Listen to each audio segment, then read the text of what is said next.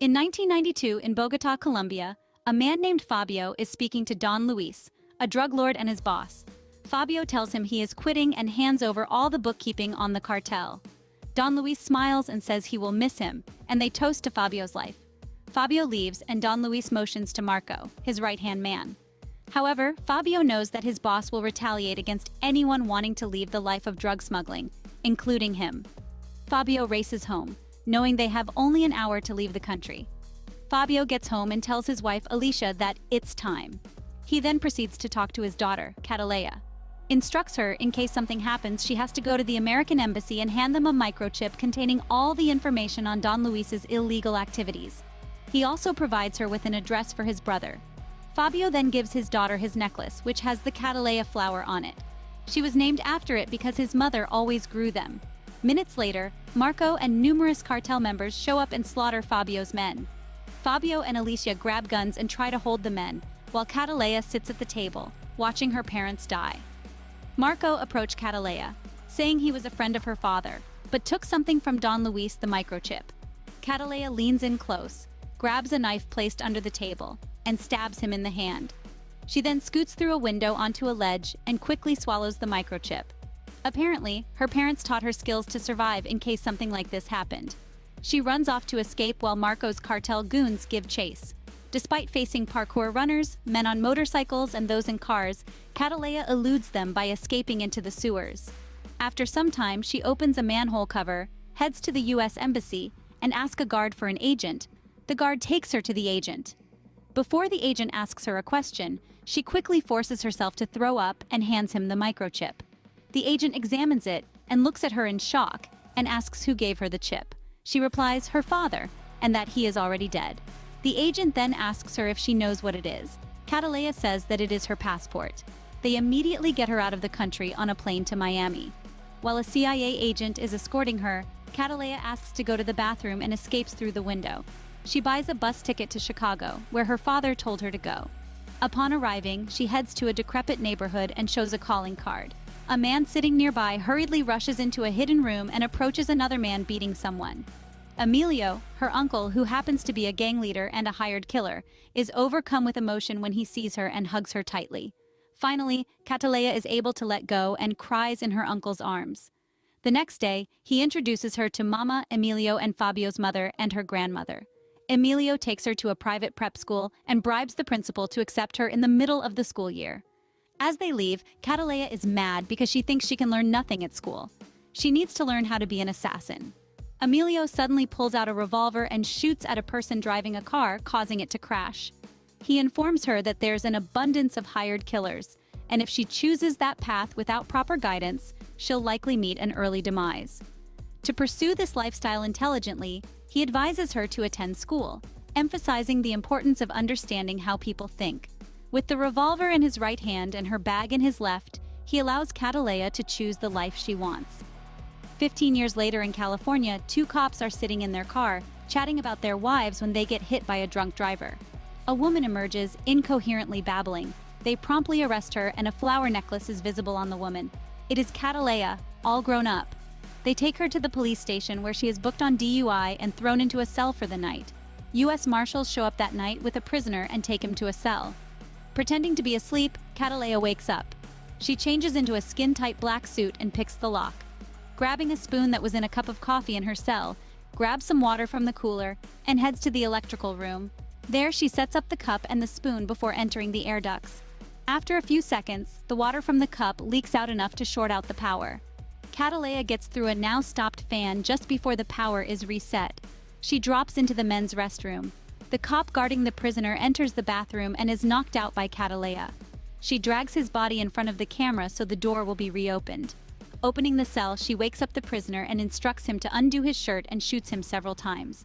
The marshals hear the gunshots and rush to the cell to find the waking guard with the gun in his hand. Catalea framed him for the killing to buy herself time to escape. The marshals still search the entire building, and Catalea goes up to the roof to elude them. When the coast is clear, she heads back through the air ducts, finds her cell, locks the door, and changes back into her clothes. By the time the marshals find her, she is lying back down, pretending to sleep again. The next day, FBI Special Agent Ross comes to the jail and realizes the victim is the latest of a string of murders they have been tracking for the past 4 years. They call the perp the tag killer due to the markings the killer leaves on the chest. Catalea is released after being fingerprinted. She removes fake latex skin replicating another person's prints, changes her clothes, and rides a bus. A CIA agent, Richard, travels to New Orleans to a heavily guarded villa to meet Don Luis, who has not been persecuted for his crimes. Richard shows him the hit from the jail cells, but Luis denies having anything to do with it. After Richard leaves, Luis tells Marco, as he didn't kill Catalea the first time, now he must finish it. Back in Chicago, Catalea goes home, dances to some music, and takes a shower. She sneaks into her boyfriend's apartment, named Danny, an artist. She then asks him why he hasn't finished his paintings yet. He tells her that painting never ends. Ross is at the FBI office figuring out the mark when a mailman man says it's an orchid called Catalea. Ross searches through their database but is denied. Catalea goes to see Emilio, and he shows her the news with her markings on her victims, calling the action stupid. Emilio begs her to stop endangering the lives of her own family. Catalea says she will not stop until Luis is dead.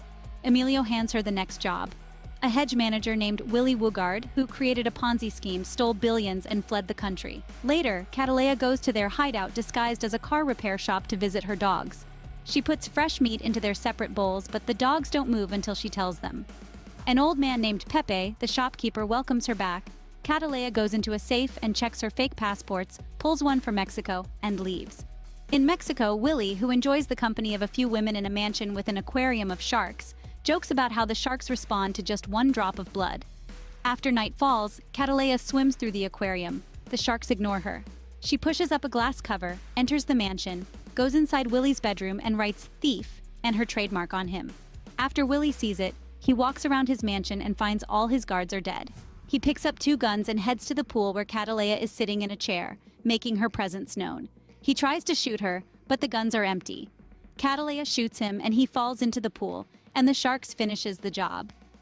While at his office, Ross calls Richard and asks for clearance, but Richard tells Ross that he needs to file a proper clearance request.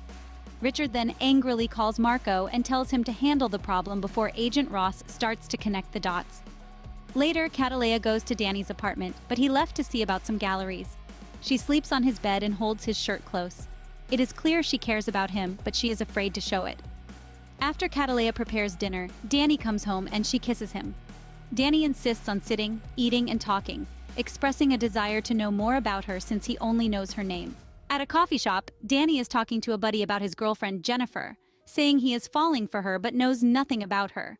Danny shows a photo that he took while she's still sleeping. The buddy, amazed at Jennifer's attractiveness in the photo, takes Danny's phone as he's distracted by his ticketed car. He calls his sister-in-law, a police station employee, to verify Jennifer's identity and help Danny. Ross is at his computer when it is pinged with Catalea's photo. He traces the signal to the other police station and has the technician arrested as they track the signal further. They compare the photo to the security footage at the jail, and it's a match.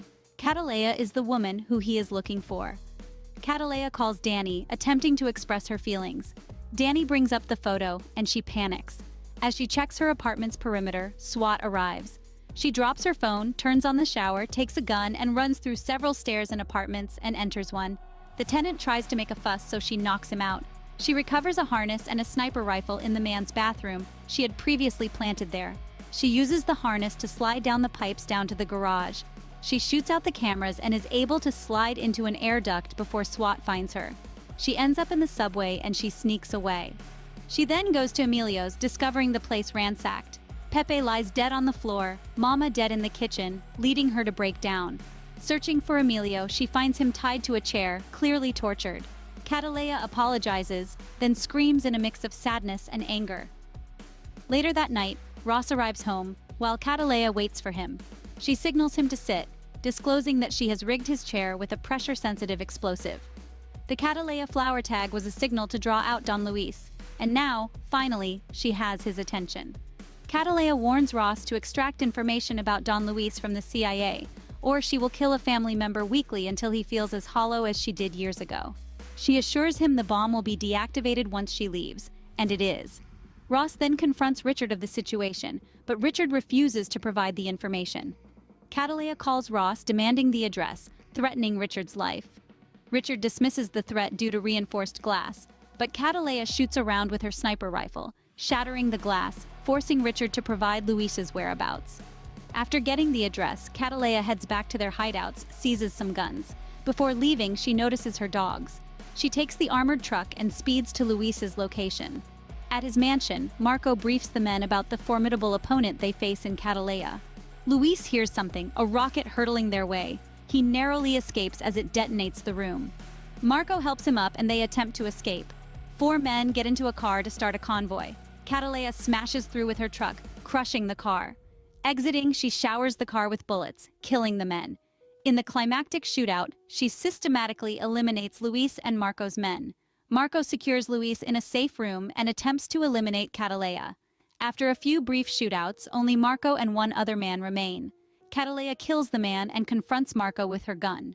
They engage in a hand-to-hand fight, alternately disarming each other with Catalea's handgun. Catalea resorts to using a towel to strangle him. After a struggle, Marco grabs the gun, but Catalea ejects the clip, rips the slide off, and stabs him in the neck, killing him. Luis, aware that all his men are dead but unknown to Catalea, leaves the panic room in one of his vans. He encounters a dead end blocked by a garbage truck. A call comes in from Marco's cell. It's Catalea. Luis insists she never had him. She won't kill him. He looks back and sees Catalea's 2 dogs, tearing him apart, completing her revenge. Catalea dons her sunglasses and boards a bus to an unknown destination.